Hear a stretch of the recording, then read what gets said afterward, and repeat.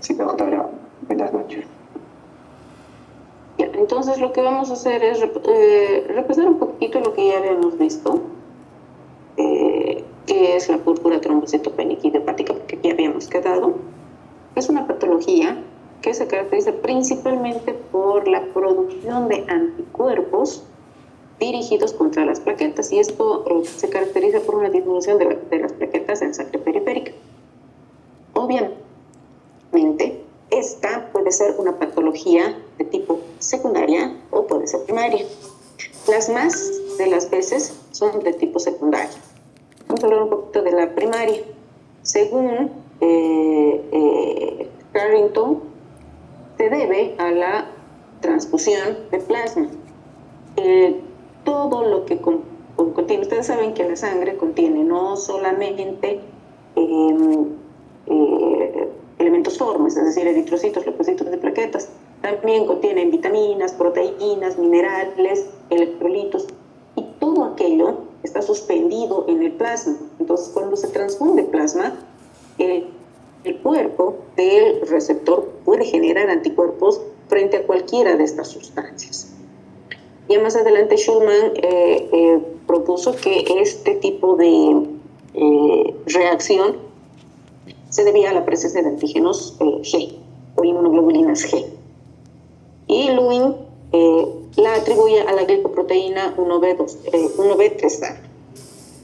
De todas maneras, las reacciones de tipo inmune de histocompatibilidad 1 se asocian a la presencia de células citotóxicas, y las de inmunocompatibilidad tipo 2 se relaciona con la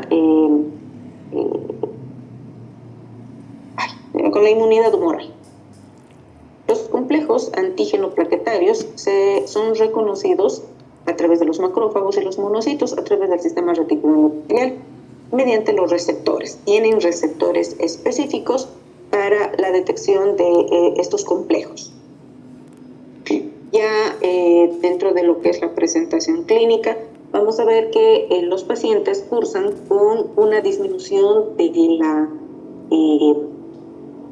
cantidad de plaquetas que está por debajo de 150,000. Acá en Bolivia nosotros tenemos un estudio hecho en La Paz que nos permite ver que para que es decir, que este tipo de púrpura presenta una disminución por debajo de 100. Obviamente no hay ningún tipo de sangrado, no hay síntomas, no hay ni signos siquiera cutáneos de la presencia de la trombocitopenia, como son, aquí están las púrpuras, los hematomas y qué sé yo. Cuando ya un paciente tiene una disminución por debajo de 50,000, ya existe la posibilidad de que el paciente tenga algún tipo de signo, de que hace hematomas, qué sé yo. Pero cuando ya la cantidad de plaquetas disminuye por debajo de 20,000, el paciente tiene tendencia a sangrar espontáneamente, ya sea a lavarse los dientes, por una gingivorragia, una epistaxis frecuente, o cuando se golpea se hacen hematomas. Es decir, las lesiones son desproporcionadas con relación a la causa de la lesión. Tenemos la trombocitopenia aguda del niño, inmune del niño, que se presenta entre aproximadamente los 2 y los 6 años, no tiene predilección por el sexo y es más frecuente en los cambios de estación. En cambio, el crónico es propio del adulto, tiene inicio episódico, es decir, es insidioso, se presenta por épocas. Generalmente en los adultos jóvenes tiene una predilección por las mujeres, y la mayoría de los casos es de curso corto, como dice, ¿no? Entonces, este es una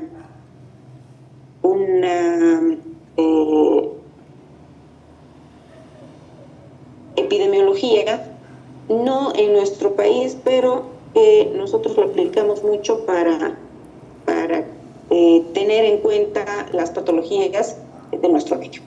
La prevalencia promedio es de 23 a 24 personas por cada 100,000 habitantes y se incrementa con la edad. Hay un aumento en la etapa de entre los 18 y 49 años, y, es decir, hay una disminución más bien, y un aumento en los mayores de 65 años. La trombocitopenia aguda tiene una duración inferior a los 6 meses. Generalmente son niños, en ambos sexos, no tiene predilección. Viene asociado a procesos virales, principalmente la presencia de la varicela, el Epstein-Barr principal. Y hay una recuperación espontánea, por lo que generalmente el tratamiento del paciente es de sostén. En cambio, la crónica, se denomina también enfermedad de Werhoff, es crónica, dura más de 6 meses, es más en la población adulta, joven, a predominio de las mujeres, se asocia en un 65% a la infección por Helicobacter pylori y en un 90% de los casos no se recupera, ni siquiera con el tratamiento. La recuperación es muy pobre. Y finalmente la refractaria, aún con tratamiento no hay respuesta. Y eso generalmente desencadena un episodio hemorrágico y eso conlleva a una desoxigenación, principalmente del riñón, cerebro, y esto conlleva a la muerte del paciente. ¿Cuál es la fisiopatología? Presencia de anticuerpos, como les decía, que van a inhibir a una metaloproteasa. Este gen que se llama ADAMS13 es el que genera dos receptores en la superficie de las plaquetas, y cuando este ADAMS13 no presenta estos dos receptores, entonces hay un aumento de la fragilidad de la plaqueta. Hay una falta de fragmentación del factor von Willebrand. No se olviden que el factor von Willebrand es indispensable para la agregación plaquetaria. Entonces, no hay esta presencia de factor von Willebrand, o es muy baja, y esto hace que bueno, aquí está, este es el ADAM13. Entonces, este ADAM13 hace que se presenten estos dos receptores, o se unan estos dos receptores a la membrana plaquetaria.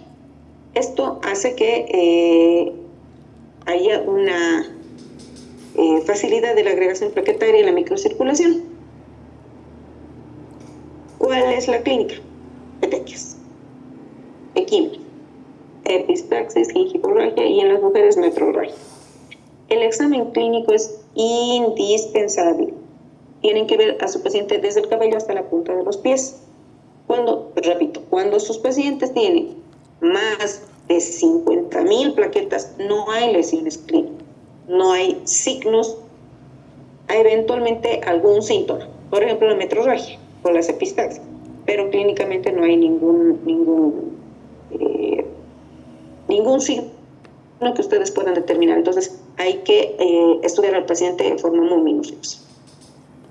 No se asocian a adenomegalias, linfadenomegalias, hepatomegalias, ni nada. No hay alteración en esta fase. Cuando el paciente ya está cursando con la enfermedad, es decir, cuando ya está con la enfermedad evidente, ya su número de plaquetas está por debajo de 50.000. Entonces, ¿qué es lo que va a suceder? El paciente tiene un síndrome anémico. Ya les había dicho que al haber un compromiso de médula, el resto de las células normales no se pueden producir. Y a nivel de las rojas hay un síndrome anémico, ictericia, porque hay un aumento. Al tratarse de una presencia de anticuerpos, no solamente van a destruir plaquetas, van a destruir también eritrocitos. Al haber una destrucción eritrocitaria, la hemoglobina se va a liberar y el paciente va a tener ictericia. Hemorrágicas en la piel, lo que les decía, las petequias, los hematomas. Cuando hay alteraciones a nivel del sistema nervioso central, cefalea intensa, trastornos visuales, visión doble, ataxia, síncope, confusión. Si hay alteraciones neurológicas periféricas, parestesias, disartria, afasia, puede haber convulsiones, estupor, y el paciente puede entrar en coma. La pentada clásica de la trombocitopenia idiopática es la trombocitopenia, la anemia hemolítica microangiopática, afectación neurológica, fiebre y la afectación renal por una disminución en la oxigenación. ¿Qué vamos a buscar nosotros en laboratorios? Anemia. Es lo primero que tenemos que ver. Va a haber una anemia hemolítica de instalación, sobre todo en los agudos, de instalación rápida. La LDH y la bilirrubina indirecta están elevados. El Adams 13 está ausente o su actividad es baja. Tenemos una creatinina elevada, una trombocitopenia, por obvias razones, y vamos a encontrar histocitos en el prótesis de sangre periférica. ¿Por qué? Porque hay una destrucción dentro del vaso sanguíneo, de los eritrocitos. Por eso vamos a tener fragmentos de eritrocitos. Entonces ahí está. Una de las púrpuras es la púrpura de Sherry-Henoch. ¿Cuál es el tratamiento? Primero, al tratarse de una trombocitopenia aguda, es pues emergencia. Por lo tanto, hay que iniciar metilprednisolona. Podemos dar gamma-globulina, plaquetas, dependiendo de la cantidad de plaquetas que requiere el paciente, hasta llegar a un número que permita evitar el sangrado espontáneo. Antes se utilizaba el ácido aminocapróico, ahora se utiliza la vincristina. La base, la dexametasona corticoide, prednisona o en algunos casos, sobre todo en los que no responden a los corticoides, las planectomías. En la crónica refractaria, primero erradicación del helicóptero. Tenemos los anticuerpos monoclonales, el rituximab, que tienen una respuesta de aproximadamente el 50% de las veces. Y el factor de crecimiento de los monocariocitos recombinantes. Algunos otros tratamientos que están a prueba, los inmunosupresores, la ciclophosphamida, y ahora se está utilizando mucho la ciclophosphamida, la azathioprina, la ciclosporina, el micofenolato, el danazol. El danazol se ha visto que es el más efectivo, pero es el más caro y es difícil de conseguir. El promedio es bien complicado de conseguir. Entonces, ¿qué es lo que nosotros hacemos? Iniciamos el tratamiento con metilprednisolona en caso de una hemorragia importante, o iniciamos el tratamiento con corticoide, dexametasona. Si el paciente no tiene mucho problema de sangrado, no tiene mucha sintomatología, podemos iniciar con prednisona. Entonces todo depende de la presentación de la presentación clínica del paciente. La otra púrpura, la otra púrpura es la púrpura trombocitopénica trombótica. Se llama también síndrome de Moscovitz. Es mucho más frecuente en mujeres que están entre los 30 y 40 años. Es idiopática y en el 80% no se conoce con esa etiología, se cree que es hereditaria. Ambas se relacionan con una alteración también del gen Adams 13. En la idiopática, que vamos a encontrar anticuerpos contra el Adams 13, y en la hereditaria una deficiencia del gen. También la pentada es similar. Hay trombocitopenia, anemia hemolítica microangiopática, con presencia de esquistocitos en sangre periférica, hay fiebre, alteraciones neurológicas que pueden ser transitorias o fluctuantes y una disfunción renal. El diagnóstico, hay que determinar los niveles de Adams 13 o la metaloproteína que produce este gen. Sí tenemos este diagnóstico en muchos de nuestros laboratorios. No es un laboratorio que se pida con frecuencia, pero existen algunos laboratorios que lo hacen. Por encima del 10% hay que investigar un síndrome hemolítico urémico porque, como hemos visto antes, estos síndromes se relacionan. Muchas veces en un síndrome hemolítico urémico ya está instaurado, nosotros tenemos que analizar si este paciente tiene una trombocitopenia trombótica o una trombocitopenia. El tratamiento, plasmaféresis, es lo más adecuado. Corticoides, antiagregantes plaquetarios, esplenectomía, inmunoglobulinas, rituximab, igual que en la púrpura trombocitopenia idiopática. síndrome hemolítico urémico. Este está producido más en los niños, esto es propio de los niños. Esto se debe a una toxicidad de la Escherichia coli. Está principalmente relacionada con la ingesta de alimentos que están contaminados con esta bacteria. Lo primero que va a hacer esta bacteria va a ser afectar el riñón, luego va a afectar el hígado y el paciente va a tener mucha falla orgánica. No sé si ustedes han tenido la oportunidad alguna vez, principalmente en pediatría, ver esto. Yo he tenido la oportunidad de la hijita de una amiga, compañera de colegio. He empezado con una diarreíta en la mañana, en la tarde he hecho fiebre, le he llevado al Vina Patiño, le han dado antibióticos, le han vuelto a su casita. En la noche la niña ha tenido vómitos explosivos, una diarrea incontrolable, la han vuelto a llevar al pediátrico, la han internado, ha hecho una falla renal, la han llevado a UTI y al día siguiente la niña se ha muerto. Así de rápido tiene el efecto el síndrome hemolítico urémico. Entonces, no me extrañaría, no sé si ustedes han escuchado de esta niña Cataleya, del famoso Streptococcus pyogenes. Han debido oír una noticia, ¿cierto? Sí, doctora. Algunos dicen que ha sido el Streptococcus pyogenes, otros que ha sido el Streptococcus pneumoniae. Para mí que ha sido un síndrome hemolítico urémico. Entonces, es así de rápido como esta patología, esta toxina de la bacteria es la que produce una falla multiorgánica. Entonces, ¿qué es lo que hay que hacer para estos pacientes? Hay que aplicarles antitoxina, pero primero hay que hacer el diagnóstico. Para eso hay que hacer cultivo. Y el cultivo lamentablemente tarda 3 días. Entonces, ¿qué es lo que hay que hacer con estos pacientes? Hay que cuidar ese riñón, hay que cuidar ese hígado, porque estos pacientes van a hacer una trombocitopenia fulminante, una anemia hemolítica fulminante, y van a hacer un fallo multiorgánico severo. Va a tener un periodo de sangrado y otro periodo de trombosis. Entonces hay que tener mucho cuidado con estos pacientes. Entonces, de especialidad no lo manejan como médicos generales, pero sí es importante saber que el síndrome hemolítico urémico puede matar en horas. ¿Cuál es la diferencia entre la púrpura trombocitopénica trombótica y el síndrome hemolítico urémico? La etiología de la púrpura es un déficit en una enzima que se llama AMS13. En cambio, en el síndrome hemolítico urémico es una bacteria.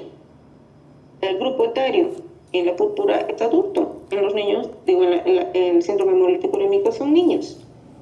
En la trombocitopenia generalmente se presenta por debajo de 40.000 en la púrpura y entre 80 y 100.000 en el síndrome hemolítico urémico.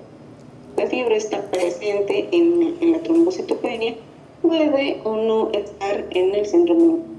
La afectación neurológica es muy frecuente en la trombocitopenia y es muy rara en el síndrome hemolítico urémico.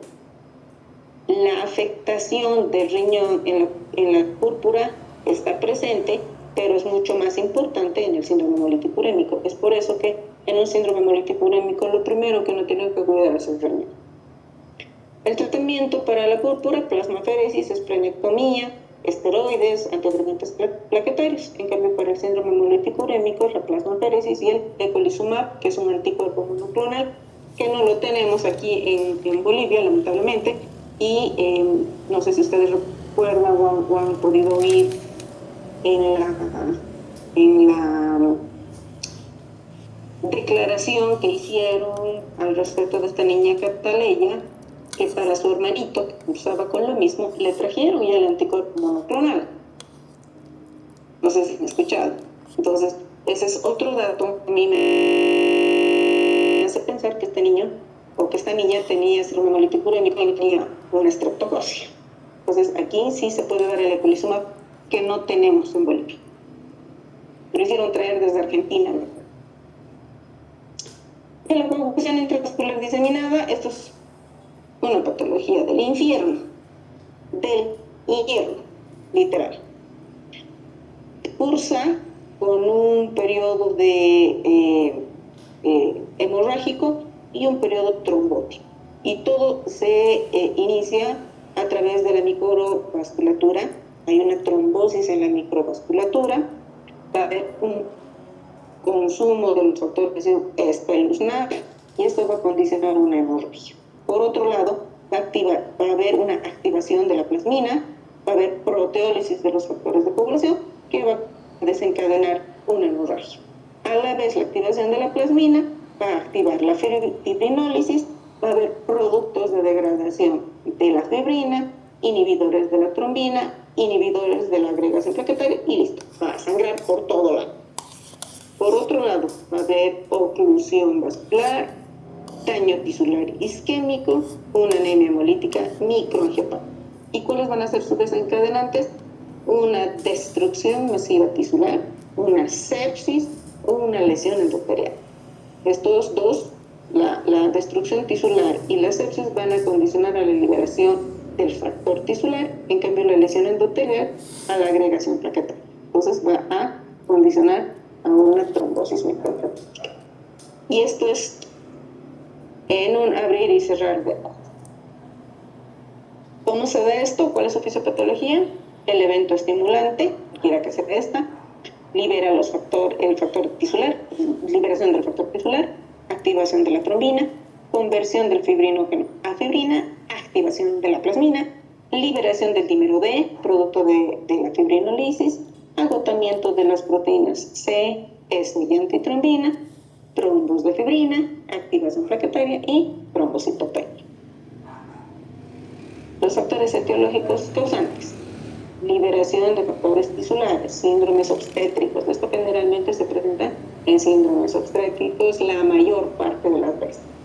Desprendimiento prematuro de la placenta, abortos del segundo trimestre, leucemias, es la segunda causa, las neoplasias oncológicas, principalmente los adenocarcinomas, lesiones tisulares, grandes quemaduras, traumatismos craneales. Hoy día nomás en el hospital, a las 5 de la tarde, que me han llamado para una emergencia, hemos visto un paciente que ha tenido un trauma renal.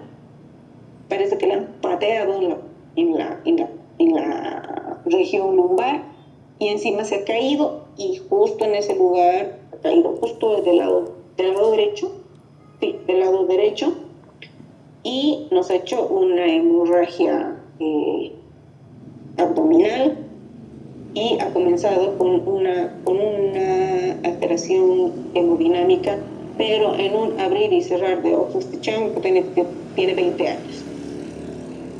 Otra de las causas, y la más importante, son las infecciosas. Pueden ser bacterianas, virales, endotoxinas, principalmente negativas, que activan los vasos de la coagulación. Entonces, ¿qué es lo que vamos a tener? Trombocitopenia en el 98% de los casos, elevación del dímero D, este es el diagnóstico, 93% de los casos, prolongación del TP y APTT en el 60% de los casos, disminución del fibrinógeno entre el 5 y 30%, y esquistocitosis en sangre periférica por la hemólisis en un 50%. Entonces nosotros tenemos aquí los puntajes de acuerdo a lo que encontremos. ¿Por qué no vamos a encontrar todo esto en el mismo paciente? Depende de cada paciente, depende de las condiciones de cada paciente, ¿no? El tratamiento, plaquetas. La cantidad de plaquetas, es decir, la dosis que nosotros vayamos a administrar, depende del número de plaquetas que tenga el paciente. El paciente tiene por debajo de 50,000, obviamente ese paciente tiene la probabilidad de ser un sangrado espontáneo. Pero ojo, no se olviden que la coagulación intravascular diseminada tiene un periodo trombótico y un periodo hemorrágico. Entonces hay que tener mucho cuidado si se va a administrar plaquetas, porque si está en el periodo trombótico, al administrar plaquetas, el trombo va a ser mucho mayor. Es decir, la patología trombótica va a ser mucho mayor. Si tiene sangrado o está por debajo de las 20,000 plaquetas, ahí sí se le puede dar plaquetas. Plasma. cuando hay un sangrado y sus TP y APTT están prolongados. 1.5 veces el límite superior de su basal. El crioprecipitado que nosotros podemos administrar cuando el fibrinógeno está por debajo de 100 miligramos de decilitro, luego de haberse empleado plasma. La anticoagulación, individuos con trombosis de vasos mayores, es decir, que ya se está establecido, se beneficia del tratamiento anticoagulante a dosis plena, con heparina no fraccionada que permite revertir la actividad anticoagulante en caso necesario. Ojo, cuidado en el momento en que se está administrando esto. Ustedes como médicos generales no van a hacer tratamientos de esto. Esto lo hacen los especialistas, en realidad lo hacen los emergenciólogos. Los pacientes sin manifestaciones de sangrado pueden recibir dosis profilácticas de anticoagulantes por su riesgo elevado de desarrollar una enfermedad tromboembólica venosa. El ácido tranexámico es lo que más utilizamos nosotros. Inhibe la fibrinólisis endógena. Su uso se reserva, pero para el tratamiento de casos agudos de la enfermedad en los que no es posible corregir la causante, como por ejemplo los aneurismas, malformaciones arteriovenosas inoperables. En algunos casos se puede administrar 1 gramo cada 8 horas por vía endovenosa, que tiene una utilidad, digamos, importante para el control de la fibrinólisis. Esto se puede administrar en pacientes con leucemias, principalmente.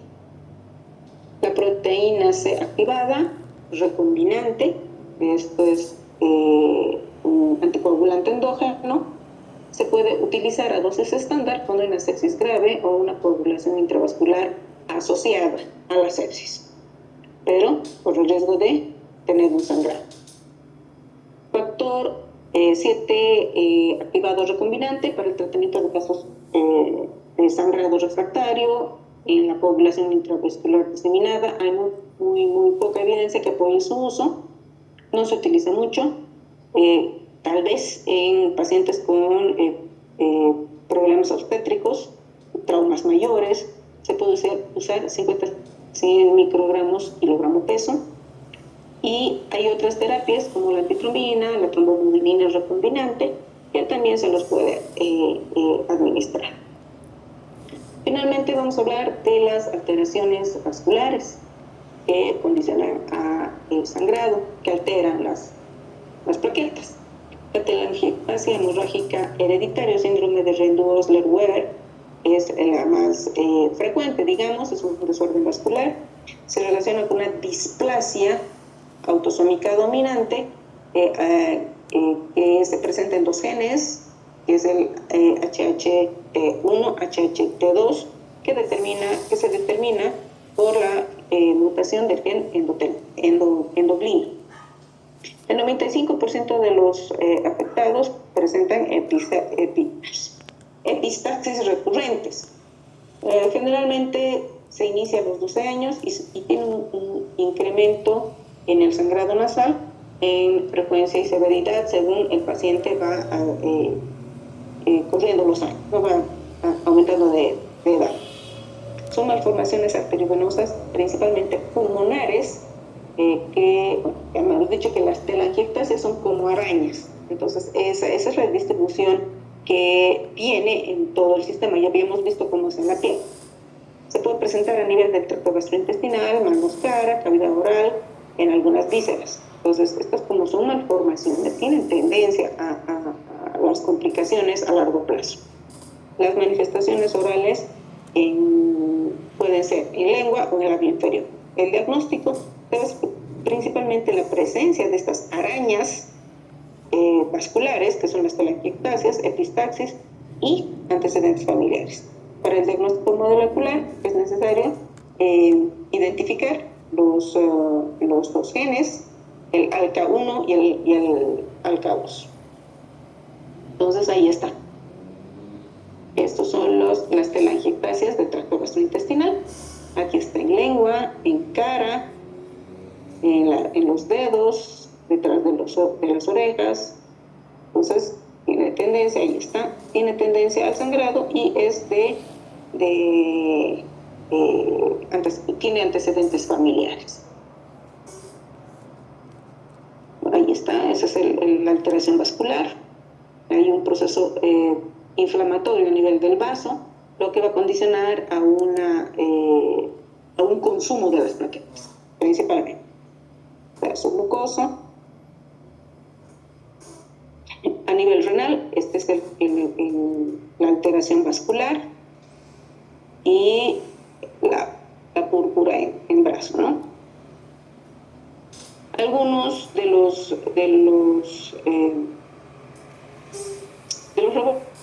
laboratorios que se utilizan para los distintos diagnósticos. Entonces, en el hemograma que vamos a buscar principalmente la plaqueta, los recuentos plaquetarios. Luego el TP, que nos va a analizar la vía extrínseca, factor 2, 5, 7 y factor 10. El APTT, que nos va a analizar o nos va a mostrar cómo está funcionando la vía intrínseca, factor 8, factor Willebrand, 9, 11, 12.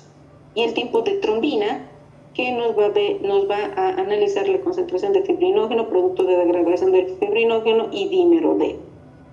Una prolongación de la PTT con TP normal, acompañado de sangrado, puede decirnos que hay una hemofilia, enfermedad de Willebrand, déficit del factor 11, anticuerpos antifactor 8, o un paciente que está haciendo tratamiento con heparina. Y si no tiene sangrado, déficit del factor 8, del factor 12 y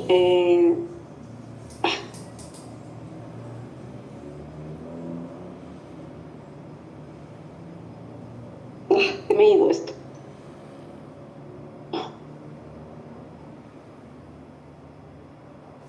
Bueno, se me ha olvidado esto, cuál es su se me ha ido. En una prolongación del TP con APTT normal nos denota déficit del factor 8, anticuerpo antifactor 7, las hepatopatías de cualquier índole, déficit de vitamina K o el uso de anticoagulantes orales. La prolongación del TP y APTT, cuando ambos están alterados, déficit de los factores 2, 5, 10, antifactor 2, 5, 10, hepatopatías, déficit de vitamina K, uso de anticoagulantes o coagulación intravascular diseminar. Y la prolongación del tiempo de trombina o la prolongación de la trombina, afibrinogenemia, disfibrinogenemia, coagulación intravascular diseminada, hepatopatías, trombólisis con aumento del producto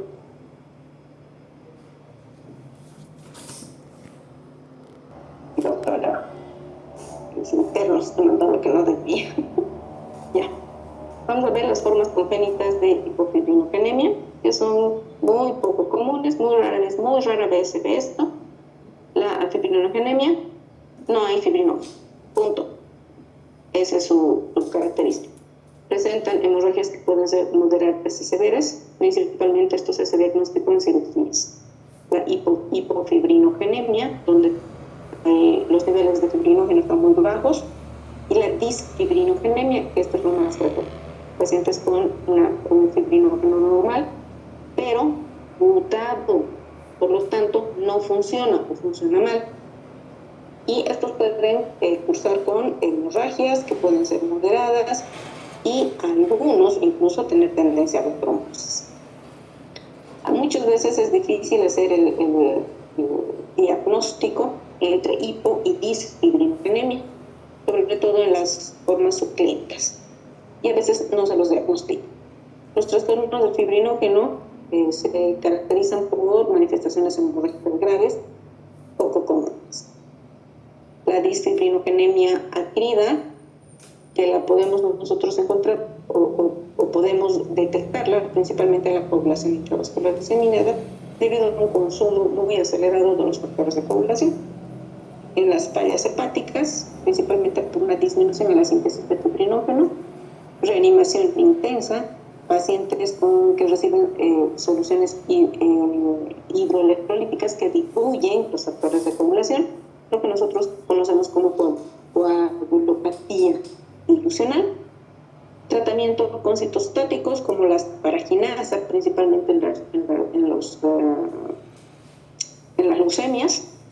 Diversos estudios han puesto de manifiesto que hay una disminución del fibrinógeno y de las proteínas C y S y la antitrombina 3, sobre todo en los pacientes con la leucemia linfocítica aguda.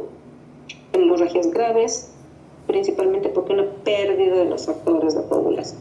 Entonces, ¿cómo podemos reemplazar al déficit de fibrinógeno? Bueno, el plasma. El plasma tiene proteínas, albúmina, globulinas, factores de coagulación, pero existen efectos como por ejemplo la hipovolemia o un exceso de carga proteica con poca optimización.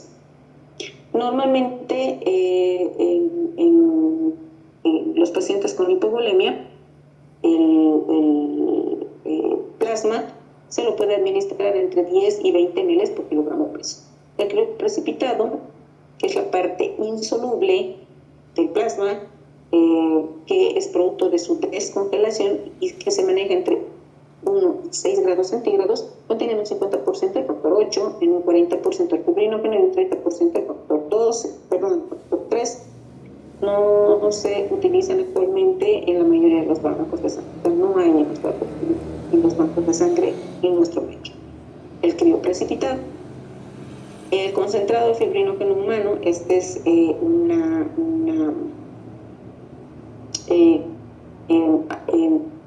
preparado específico que viene del plasma, del pool del plasma, que está en inactivación, así lo quieren llamar, y en eliminación, y este tiene una seguridad garantizada. Bueno, chicos, ya faltaba solamente poquito. Esto no va a entrar a su examen desde ningún punto de vista. Oye, ¿no les he mostrado eso? No, falta uno.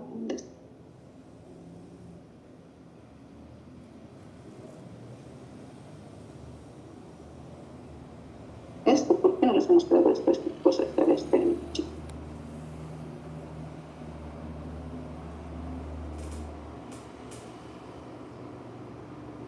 Creo que se cortó antes de pasar a esa diapositiva.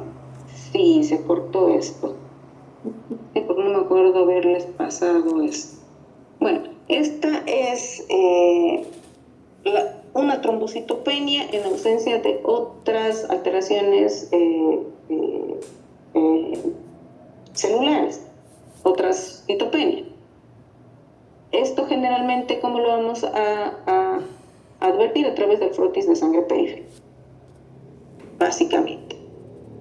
Una vez descartada la trombocitopenia, obviamente, vamos a encontrar una trombopenia con una disminución de plaquetas de menos de 20.000 o cuando tenemos las plaquetas por encima de 50.000.